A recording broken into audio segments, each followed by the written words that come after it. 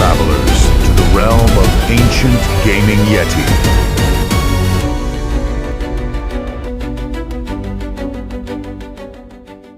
Greetings, viewers. It's your fluffy neighborhood Yeti, and I wanted to take a few minutes to talk about one of my favorite types of video games, open world.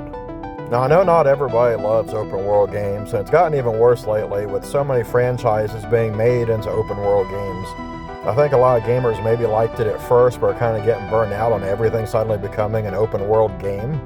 Now, I'll use the Halo franchise as an example. When it first came out, I thought it was pretty cool. After a few games, I thought, like, okay, I've done the same thing a few times now. Then for a handful of games, Halo just wasn't doing anything for me. Then comes Halo Infinite, and at first I thought, okay, I like Halo again, until I got into the open world part of it, and it lost me. But going in the opposite direction, looking at Assassin's Creed Valhalla, I've seen an awful lot of Assassin's Creed fans complaining that they didn't like Valhalla, but for me, it was the first Assassin's Creed game that I actually did really love. I tried a couple of the Assassin's Creed games before that, and it lost me within like an hour or two. But Valhalla, I put like 150 hours in, and I could have did more. But when you look at the types of games I've got the most hours in by far, they're almost always open world types of games.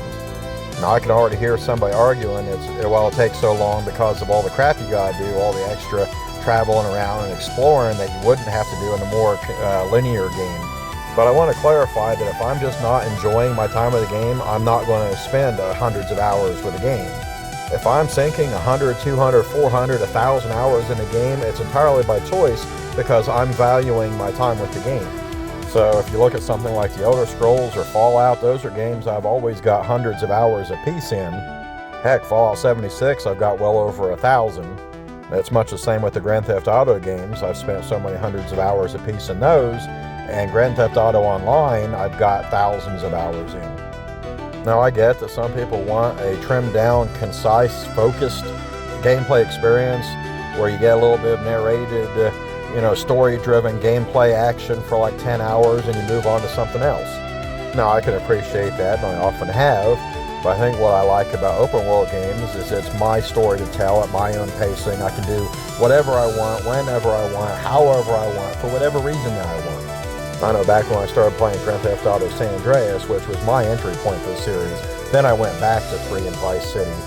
But I'd swear in San Andreas, for every one mission that I did, I probably spent at least an hour or two in between missions just farting around doing my own thing. But with a more trimmed down, focused, linear experience, you get a bunch of action and story and a nice little bite-sized chunk, but it's not really world building. When I escape into an open world game, I'm going into a completely different world, and it feels like it's an entire world that I am living in temporarily. Those intricate open worlds can give us an awful lot to explore, to discuss, and even mysteries to dive into and try to solve. Grand Theft Auto 5 is a tremendous example of that, as players started to understand really quickly that there's an awful lot of little mysteries and Easter eggs in there.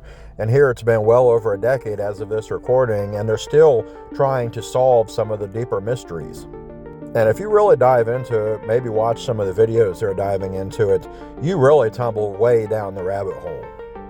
So the other day I was playing Grand Theft Auto 5, and I'm cruising around what feels like a giant sprawling metropolis. And I started to wonder, what would the population of this virtual city be? That question got me thinking about an old debate that I had revolving around Burnout Paradise back when it released back in 2008. As there was a guy on a message board that posed the hypothetical question wondering, what do we think the population of Paradise City is? Now, I tried to be more technical, maybe more semi-scientific about it, and go off of measurable stuff and not just simply, well, it looks like. Now, he never bothered to pose any counter-argument to anything that I had said, but he just kind of flatly rejected it, just simply because he wasn't liking the sounds of my numbers.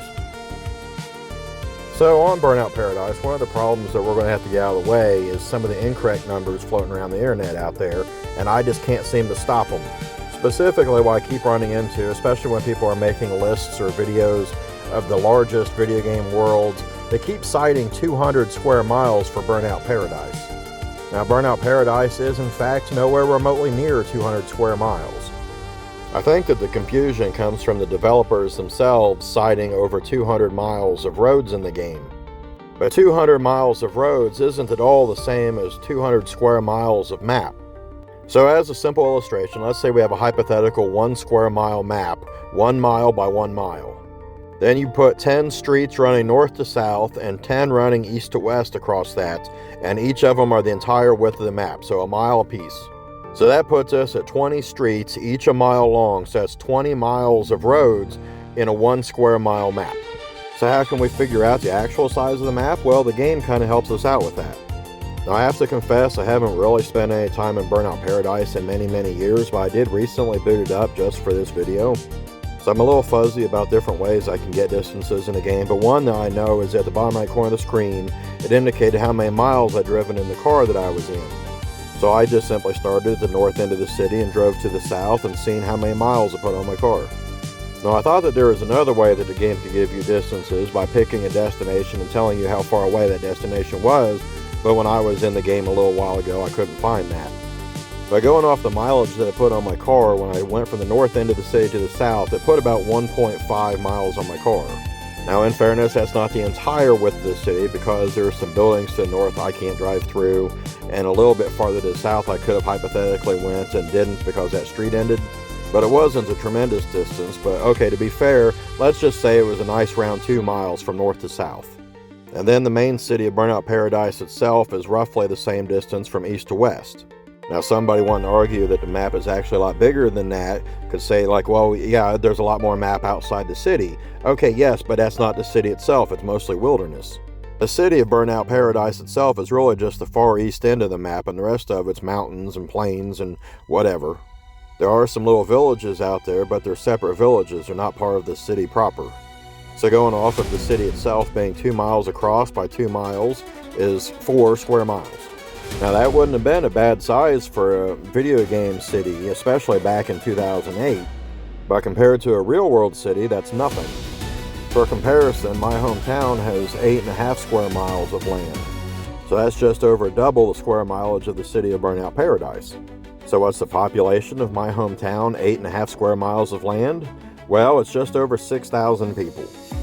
Now, being fair and honest, a lot of that square mileage from my hometown is just wilderness, and I excluded that from Burnout Paradise. And my hometown doesn't have anywhere near the population density of Burnout Paradise. Still, even a hypothetical city, the people have to live somewhere, so where are we putting all these people? 4 square miles of city isn't an awful lot of real estate to cram a bunch of people into. Now, the guy that was debating it with me years back was trying to go off of simply what the city looks like, and he was figuring 250,000, 500,000, maybe 1 million people. But you can't just look at some high-rises in the middle of the map and decide like, oh, well, it kind of looks to me like it's so many people. You just simply cannot cram 1 million people, 500,000 people, or even 250,000 people into 4 square miles of city. I don't care how dense the population is. So regardless of how metropolitan the city might look with all its big buildings and whatnot, the people have to actually live somewhere. They can't live in a football stadium or a government building. There ain't nobody living in a gas station or a supermarket or a junkyard. Population has to reside in residential structures, so we're talking houses, apartment complexes, or maybe residential high-rises. So you say, aha, there we go, there's big buildings in the middle of Burnout Paradise, so maybe that's where all the people are. Now it is technically possible, but it's not realistic statistically. I took the liberty of looking up some statistics. Over time the numbers change as new buildings come up, but as of this time, 35 to 40% of high-rises are commercial, like office buildings, 30 to 35% are residential, 20 to 25% are mixed use, so like a combination of the two, and then the remaining 5 to 10% are hotels or other things. But that's just in general. Where you're at exactly really makes a difference. So for example, in China, it tends to be more residential buildings than commercial. Here in the United States, though, where Burnout games take place, they're currently more commercial than residential. So in Burnout Paradise, while we don't officially know what the different buildings are used for, statistically in the United States, they're more likely to generally be commercial. So office buildings instead of people living there. But even if we put like say 33% of them or whatever as residential, that still isn't going to be enough building space for millions of people or 500,000 people, 250,000 people, not in something as small as Burnout Paradise. Now I thought it might be interesting to ask my buddy AI for their take on it. So the one I use in particular is Gemini, and Gemini started with all the stuff that we've already addressed so far, like the actual physical size of the city as depicted in the game, and the statistics on how skyscrapers and big office buildings and whatnot are used. Then Gemini commented on games like Burnout omitting the quote-unquote boring stuff, and that being stuff like schools, grocery stores, apartment complexes. Then Gemini tried to compare it against other real-world cities and their populations. But a big problem that we have here is that cities are of widely varying population densities. So some of them are quite a bit more sprawling, more spread out, with fewer people per square mile. Others are quite a bit more condensed, compact. But Gemini basically broke it down into 3 possible population density brackets, I guess you could call it. The first one is what it categorized as modern urban, and there it came up with about 35 to 45,000 people for a city the size of Burnout Paradise.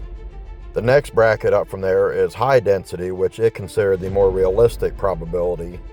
I suppose based on the fact that Burnout Paradise seems to be largely bigger buildings and no sprawling suburbs. There it estimated maybe 60 to 80,000 people for Burnout Paradise. Finally, it had a category of what it called hyperdensity. This would be if you absolutely stuffed the city, packed full, crammed full of people, so maximum people per square mile. Even here, with something only 4 square miles, it come up with something in the neighborhood of 120 to 150,000 people. Gemini's final verdict was that the real answer is probably somewhere in the rough middle of that range, ultimately settling on a prediction of about 50 to 75,000 people for Burnout Paradise. Now, as I recall from years ago debating with that guy, I think I was coming up with so many tens of thousands of people based on my different approximations, but the dude just absolutely was not having it. It didn't matter how many facts or figures or how much logic I tried to apply to it. He seemed to be entirely solely focused on just what it looks like to him.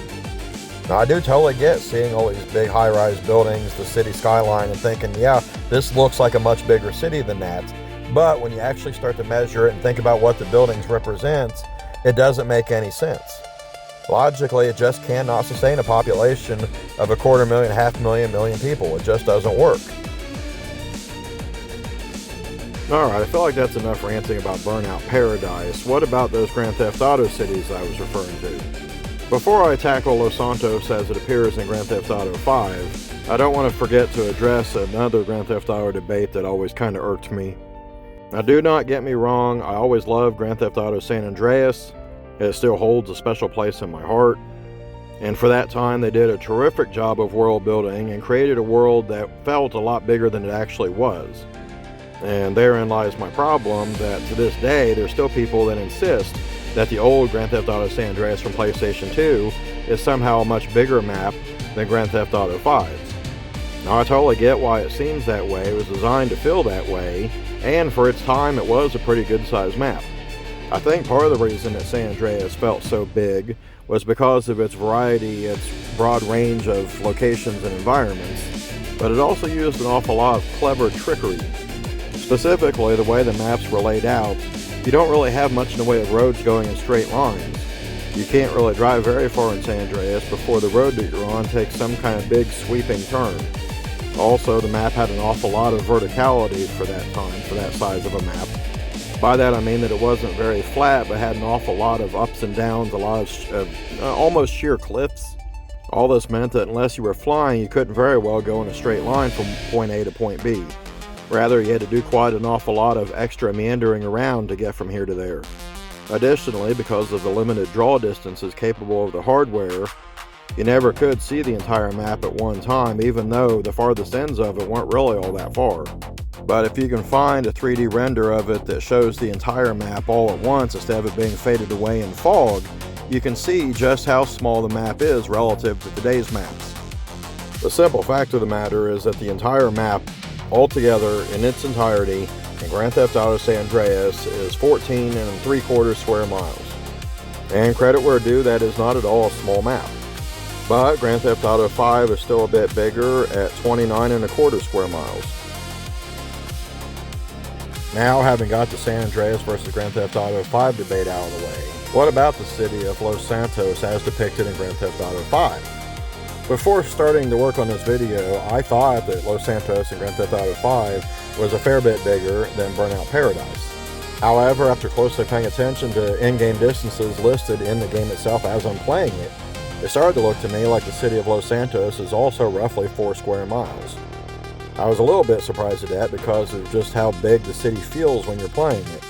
I think that may again come down to clever game design because of the diversity of different districts depicted in the game. In contrast, the city of Burnout Paradise seemed to pretty much exclusively focus on just the downtown and forgot all the other districts, suburbs, whereas Los Santos feels like a more complete city. Because of the fact that Los Santos seems more complete and seems to represent pretty much all the different districts of Los Angeles, this may help us to estimate the population of Los Santos by simply scaling it down to the size of Los Santos. The real-life city of Los Angeles has a population of just under 3.9 million people. It's much more massive though, encompassing 503 square miles. If we exclude the water, it's about 469. So if we do some simple math and divide 469 square miles by 4 square miles, we get that Los Angeles is 117 and a quarter times the size of Los Santos. So if we divide 3.9 million people by 117 and a quarter, this gives Los Santos a population of 33,262 people. Los Santos does have an awful lot of residential suburbs. That's an awful lot of houses for people to live in. But those houses are single-family homes. Burnout Paradise doesn't have all those single-family homes, but does have an awful lot of bigger buildings. And if some of those are residential, then that could provide a higher population density than single-family units. Now, I figure my population estimate of 33,000 people for Los Santos to be appalling to GTA fans, and I absolutely get that because before making this video, I was expecting something quite a bit larger than that as well. I think that goes back to the beauty of excellent game design, where you can have something that's not so huge feel a lot larger than it really is. But the fact of the matter is, at the bottom line, the city just isn't all that huge, and you can't have huge population in a not huge area. Now, I kind of want to touch on some other fictional cities, like maybe the ones from Saints Row, but this video is already getting longer than I was expecting. Classic Saints Row cities like Stillwater and Steelport are near and dear to the hearts of longtime Saints Row fans like myself, but to avoid adding an additional 20 minutes to this video, I figured I would just focus on the most recent entry, and that's the Saints Row reboot in 2022. That map is estimated to be around 10 square miles, but the actual city of Santo Ileso itself is only about a quarter of that entire map. Much of that map is surrounding countryside and mountains, and then the city itself is complicated by it being a donut around a giant lake. If you ignore the surrounding countryside and take out the lake, you only get maybe a quarter of the map being the city of Santo Ileso. So admittedly, I'm just eyeballing it here, but going off of that estimate, with a 10 square mile map, a quarter of that being the city should be about 2.5 square miles of city. My fuzzy recollection of Santo Ileso, as it's been a little while since I played it, is that it might be a similar population density to Grand Theft Auto 5's Los Santos, maybe even a little bit less dense. So I feel like 30-some thousand people is probably a fair estimate for that as well. Alright, that's enough being pedantic for now. Thank you so much for watching. Until next time, this has been Ancient Gaming Yeti.